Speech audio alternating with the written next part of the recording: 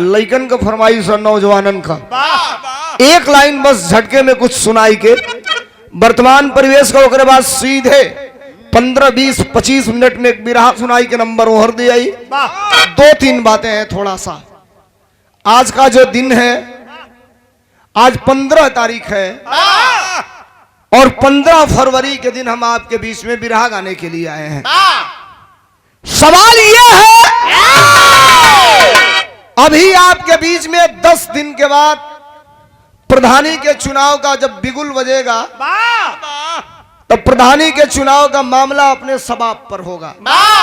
4 चुनाव होंगे, क्षेत्र पंचायत, जिला पंचायत, ग्राम प्रधान और ग्राम सभा सदस्य। इन चारों के बाद फिर लगातार 2 चुनाव होगा, ब्लॉक प्रमुख और जिला पंचायत अध्यक्ष का चुनाव। मैं प्रयास करता हूं हर मंचों पे, हर गायकी में, हर जगह जहां गाने के लिए जाता हूं कि 10 मिनट हमारी आपसे बातें हो जाएं, बिरहा से अलग बातें हो जाएं। अगर उस 10 मिनट में 4-5 मिनट बातें आपके काम की हो जाती तो मैं समझता हूं कि जितना रुपया पैसा लेकर के मैं आया हूं वो सार्थक हो गया है। ये नौजवान यहाँ बैठे हैं, बुजुर्ग भी यहाँ बैठे हैं। मैं नहीं जानता आप किसके सपोर्टक हैं, किसके समर्थक हैं और किसके साथ आप अपनी सहभागिता राजनीतिक आप तय करते हैं। सवाल ये नहीं है, सवाल तो ये है वसूलों पे आँच है, वसूलों पे आँच है तो टकराना जरूरी है। अगर जिंदा हो तो जिंदा नजर आना जरूरी है। सुना दे 2 लाइन के हम भी रहे सुनाई सुनवा लोग, साथ देवो लोग ना तो तब सुनाई। सुना अच्छा, शुरुआते में यही जैसे कहते हैं तनी इतना लोग बैठा हो, लोग बोलिया लोग 4 साल पूरा का पूरा बाबा जी का सरकार का होके जाता। 4 साल पूरा। आये 4 साल की पहलवा जो 5 साल सरकार चला अखिलेश यादव का, वो 5 साल की सरकारवा में तनी सा 1 लाइन खाली पूछा बता दिया लो, हमार बात पूरा हो जाए तो हम लोग से बतिया ले। 2 लाइन गा दे, ओकरे बाद बिरहा में भी मौका मिली तो आप लोगों के पेशा भाव। अरे वाह, वो 5 सलिया में यूरिया खाद जो खेते में पड़ेला, यूरिया खाद बोलिए लोग, यूरिया खाद ये 4 साल की पहले वो 5 साल में बोरा में क किलो पहले मिलत रहा। रुको, एक जानी बोलना खाली। अबे पूछती कि दारू को रुपया सी 5 साल पहले मिलत रहा तो सबे बोल दे। ये तो गड़बड़ी बा कि तो लोग बोलत नहीं खालो। आज हम ना बोलो तो वे हो जाई गड़बड़। तनी बोली सबे महाराज, यूरिया खाद पहले बोरा में क किलो मिलत रहा। अब बात सही लगल। को किलो मिलत रहा? 50 किलो। अब को किलो मिला था? 45 किलो। 5 किलो कहाँ गई? मोदी जी के घर गुजरात में गई। केहू पूछा था सड़की पे खड़ा होके? सवाल है आपसे मैं कह रहा हूं कि केहू पूछा था कि पैसा उतने दाम उतने रुपया वो से ढेर, आप 5 किलो खदिया कहाँ गई बोरा में से? अच्छा, 2-2 हजार एक बेर दे तलो सा तो कोई जानी कहता लो कि आज लेके दिले रहला 2000 ये ना देता लो सा। अरे ये बुझे के बा कि 2000 साल में 3 बेर मिली तो वो होई 6000। आज अखिलेश यादव 500 हर महीना देत रहो ना तो वो 12 महीना में होई 6000। बुझे के बा एक ये बाकी तनी एक 4 गो नोट हो गइल बा तो तनी गडिया नोट लागतिया, मोट लागतिया तो 2000 होता, 500 मिलत रहा तो सिंगल नोट मिलत रहा। समझिए, समस्या ये है कि वो आपको बहकाने में सफल हो जा रहे हैं और हम आपको समझाने में असफल हो जा रहे हैं। सवाल ये है, एक गीत हमने गाया था, तमाम गीतें हमारी आपके बीच में सुनने को मिल रही है, लेकिन एक अपील आपसे कर रहा हूं, 1 लाइन 2-4 मिनट बतिया के सीधे बिरहा के तरफ चलो। अपील मास्टर कैसे?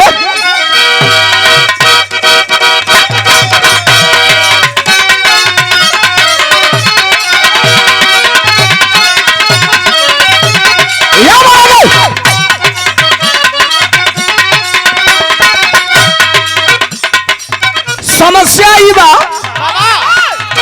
कल मैं था लखनऊ अपने नेता के पास, बुलाया था हमारे नेता ने, कहा सोलंकी गांव का कंडीशन क्या है। हम गरी गांव का कंडीशन ही है बा, बुढ़ाऊ लोग से जाता नहीं जा वोट मांगे तो पुरनिया कहता हूँ साहब हमने का वोट ना दिहल जाई। अच्छा हम कहते नहीं कि कहो टवा कहे ना दे, बोलो तो लोग कहता कौन का वोट दिहल मर दे देता नहीं जा तो हरा के बहुत चल जाता कहीं औरी, वोट दिया था केहू औरी के चल जाता कहीं औरी। हो गड़बड़ी एगो बा, एगो गीत बा हम गौले रहनी है का, हमारे आवाज में आप लोग के सुने के मिले होई का।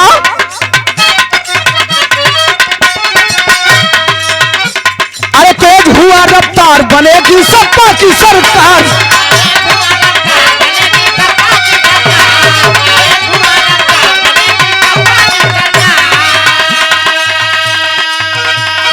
तेज हुआ रफ्तार बनेगी सपा की सरकार, जोर जोर से बोल रहा है यूपी का ये दिल, जोर जोर से बोल रहा है यूपी का ये दिल। अगर प्रेम होई हमारे खातिर ना हमारे नेता खातिर तनिको प्रेम होई, बुझाई कि ये सरकारवा से बढ़िया उ सरकारवा रहे, उ सरकारवा आवल जरूरी बात, तो एक बार ताली चाहब आप लोगों का, कौनो बरियाई नहीं खे। जोर जोर से बोल रहा है यूपी का ये दिल, जोर जोर से बोल रहा है यूपी का ये दिल। अरे 22 में साइकिल ए भैया, 22 में साइकिल, 22 में साइकिल ये भैया, 22 में साइकिल।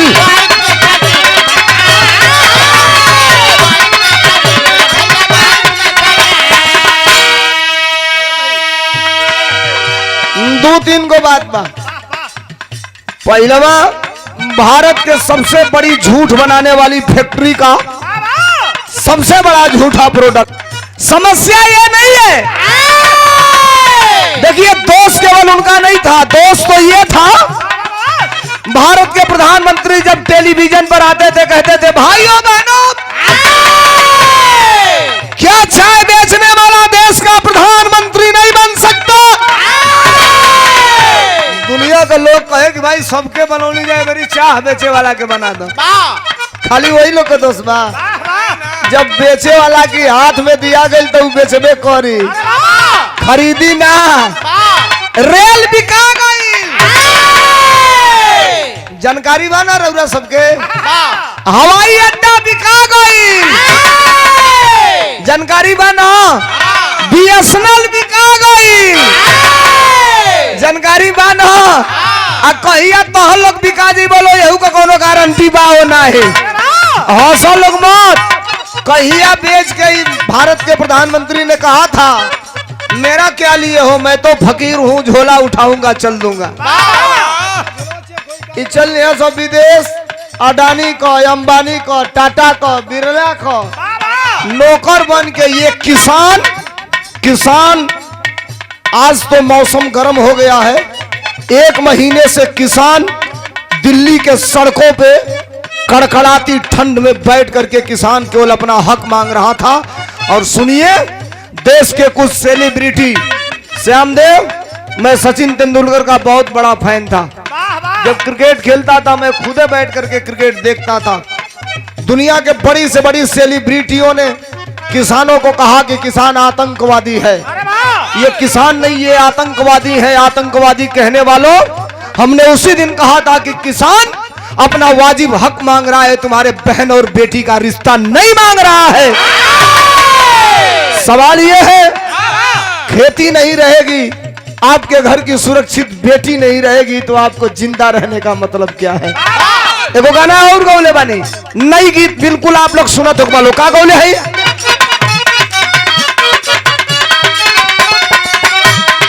देश पर देश बोले, देश पर देश बोले, अब ही अखिलेश बोले।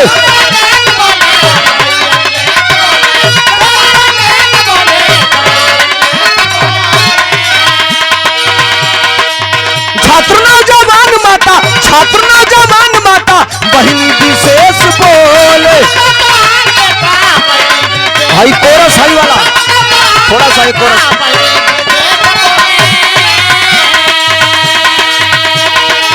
उठाता लहर देखा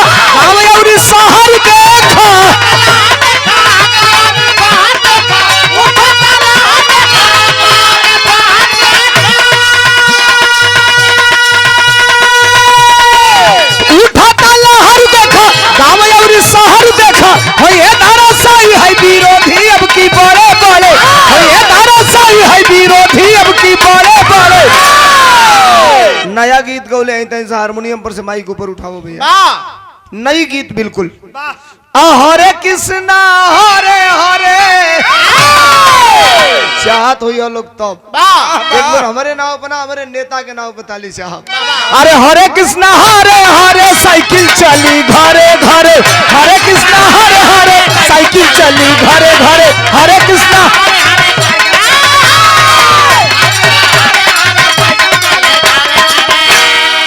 सिर्फ एक लाइन, एक बाद बिरहा एक गीत हमने गाया था रातों रात, उस गीत ने मुझे इंटरनेशनल बना दिया रातों रात। हिंदुस्तान में बजा, नेपाल के सभी एफएम चैनल वाले उस गीत को बजाना चालू कर दिए, और जब नेपाल के एफएम चैनल वाले बजाना चालू किए, उत्तर प्रदेश के डिप्टी सीएम ने महाराजगंज में बैठकर मुकदमा लिखवाने के लिए आदेश देने का काम किया। सोशल मीडिया और पेपर में भी इस बात को प्रमुखता से छापा।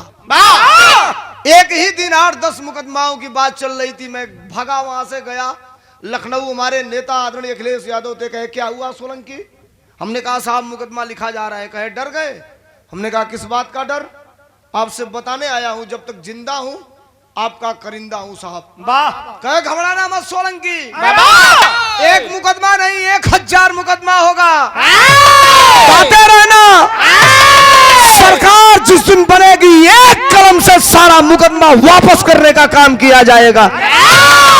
हमने कहा गारा गलती का गौले रही, का गलत गौले रही, ये तो गौले रही। अगर जो सही है उसको सही कह दिया जाए तो आप मुकदमा लिखवाएंगे, आप जेल में डलवाएंगे। सवाल ये नहीं है महाराज, जो लाठियां पुलिस आज चला रही है, हमारे नेता भी कभी हुकूमत में हुआ करते थे, लेकिन हम कभी निरीह लोगों पे लाठियां नहीं चलाए। तो गाना हम गौले रही, क्या गौले रही?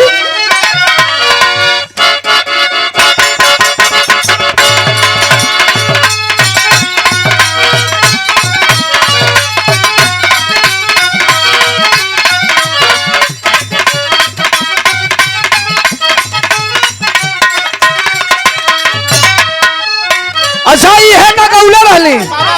अरे जैसा राज चलवला सुसप्पा,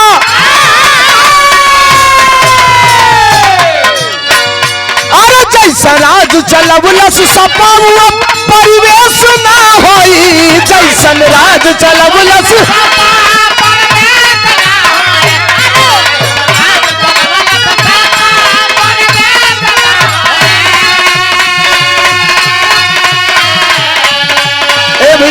बिरहा में आयल बने। आदेश पर आप लोगों के तनी साथ थोड़ी सी सामाजिक बातें, इसको मैं सामाजिक बात कहता हूं, कर दे रहा हूं, और इसलिए कहता हूं, इसलिए कह रहा हूं कि आप आज बिरहा सुनने आए हो, कल आपकी आने वाली पीढ़ियां ये आपसे सवाल पूछेगी कि जब देश में सारा चीज निजीकरण हो रहा था, ये गलत क्या है? पहले पुरनिया कहा सा कि प्राइवेटो नौकरी लगा था तो लाग जाए दे, करत करत धीरे धीरे वो सरकारी हो जाए। इतने गरी सरकारी नौकरी कब प्राइवेट हो जाए एकर कोनो गारंटी नहीं है। जितना जानी सरकारी कर्मचारी वालों करे जावे हाथ बागी कब हमके निकाल के आई ठीका पको दिया से कोनो गारंटी नहीं है। ये तो गौले रानी बढ़िया बढ़िया लगी तो आप सबका स्वागत चाप ताली चाप का गलत गौले रानी। अरे जैसा राज चलवलस सब परिवेश ना होई, नेता के तने केहू बनी लेकिन अखिलेश ना होई, नेता के तने केहू।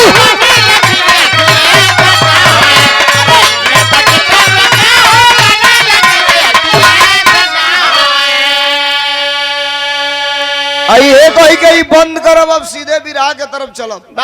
अंतिम लाइन आप लोगों से कहा था नहीं मास्टर, सब खत्म हो गई लिहावा, कैसे कि बनी के विरोधियन का काल यही है, बनी के विरोधियन का काल यही है। टप्पाई चूतिया बनाते हैं सब सरकार वाले, समझिए बात को। कैसे कैसे गणित कैसे बैठाए सब, बुरा मत मनिया लोग। गैला सही कुशवाहा जी लोग के यहाँ, मौर्य जी लोग के यहाँ पिछला चुनाव में कलो मौर्य भाई लोग कहलो हाँ साहब, तो कहलो आज ले खाली वोट दिहला लो, अपन मुख्यमंत्री बनौला लो, तई लोग कहेलो नाही वाह तो कहलो से हमरा के वोट दलो हमनी के केशव प्रसाद मौर्य के मुख्यमंत्री बनावल जाई वाह हर हर हर हर भगत जी लोट दियलो हर हर हर हर वाह बुरा मत मानिए राजभर बस्ती में गए सब ए भोर भाई लोग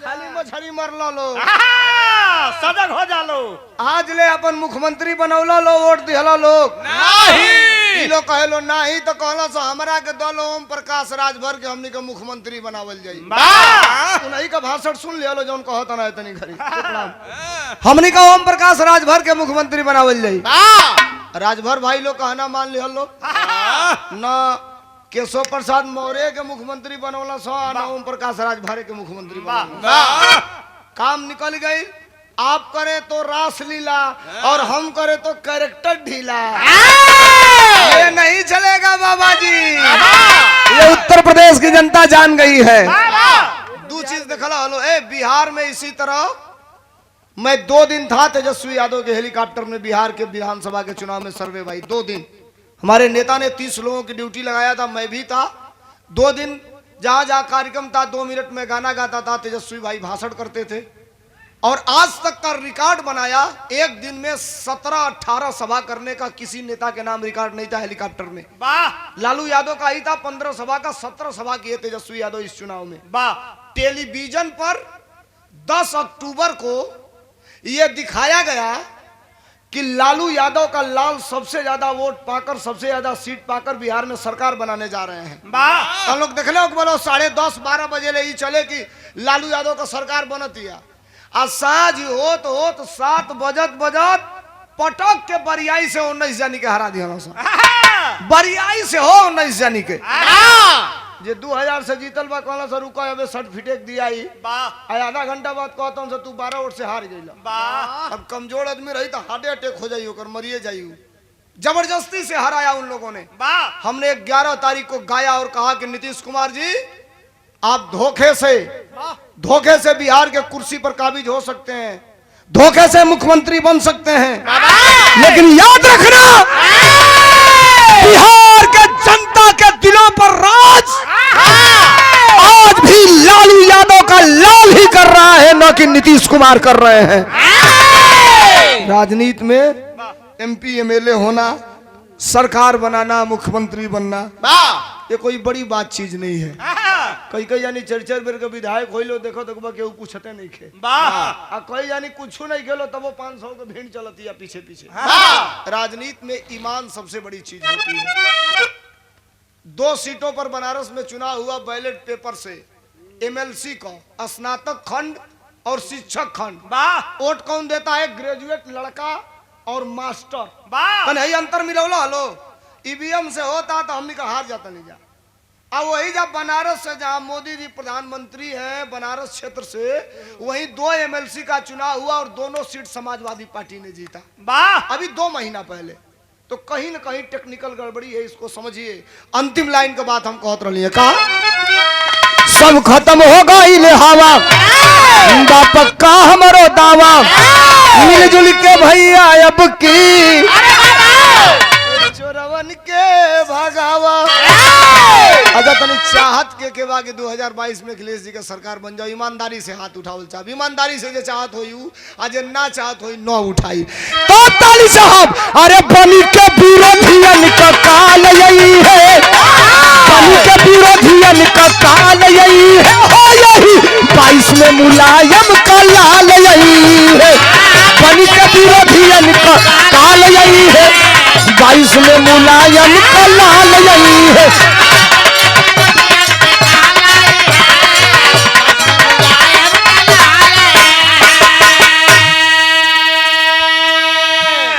ये सब बातें होती रहेंगी आप सुनते रहिएगा रात भर दोनों तरफ जौन तन लोग चाहत लोग है हम समझ गए ये बीमारी बा हमारे खातिर सिरदर्द बा 50,000 का भीड़ रहती है धर्मेंद्र सोलंकी खड़ा हुए वंदना गाए कहे कि कुछ सुनाऊं तो लोग कहता कुछ मत सुनाओ और बाद में सुनियो पहले 2 अखिलेश यादव का गाना गा दो अब फांसी दही पड़ा था कि 20,000 लोग में कोनो गारंटी नहीं कि सबे अखिलेश यादव वाला लोग होई अब अच्छा ये दो तीन चीजें हैं जहाँ सच कहना मना है।